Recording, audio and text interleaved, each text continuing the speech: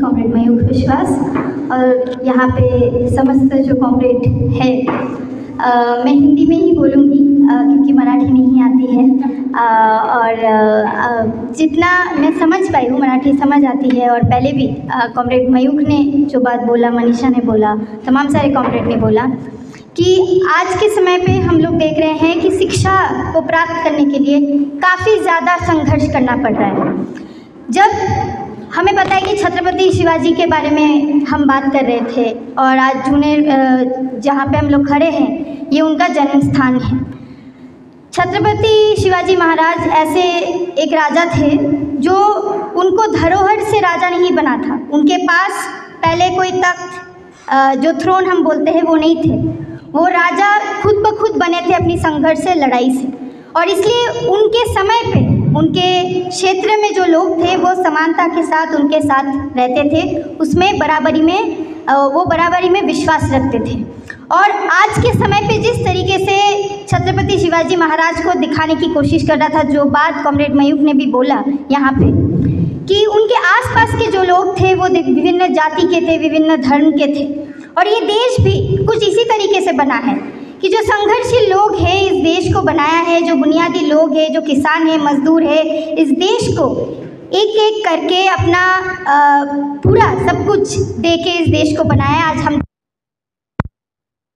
महाराष्ट्र के अंदर हम लोग देख रहे हैं कि क्या स्थिति है कि किसान मजदूर जो इस देश को बनाए हैं हर दिन अपना संघर्ष से, अपनी लड़ाई से, अपनी पूरी मेहनत से इस देश को बना रहे हैं। आज उनके घर में जो बच्चे हैं, उनके साथ जो लोग हैं, वो एक शिक्षा प्राप्त करने के लिए उनके पास अधिकार नहीं है।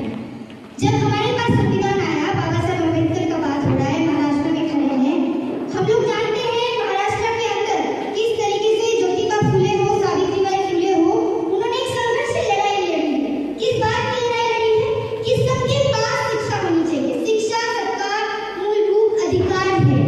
और हमने वो कहानियां सुनी है जहाँ पे सावित्रीबाई फुले को दो साड़ियाँ लेके सड़क से चल के स्कूल तक चलना पड़ता था। क्यों चलना पड़ता था? क्योंकि जब वो स्कूल में जाते थे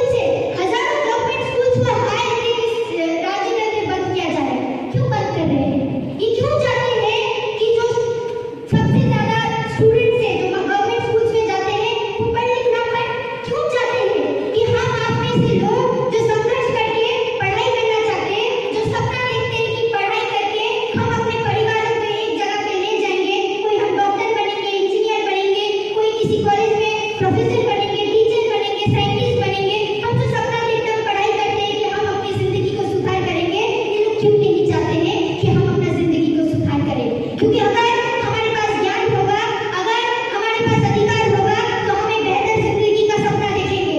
अगर हम बेहतर जिंदगी का सपना देखेंगे तो हम समझ पाएंगे कि हमारे लोग, हमारे जैसे लोग आज किस स्थिति में है समाज में, और अगर वो हम समझ जाएंगे तो हम संघर्ष करेंगे एक बेहतर समाज के लिए। और ये लोग जो हमें अंधेरे में रखना चाहते, ये नहीं चाहते हम पढ़ लिख के कुछ बने, और इसीलिए संघर्ष करना जरूरी है।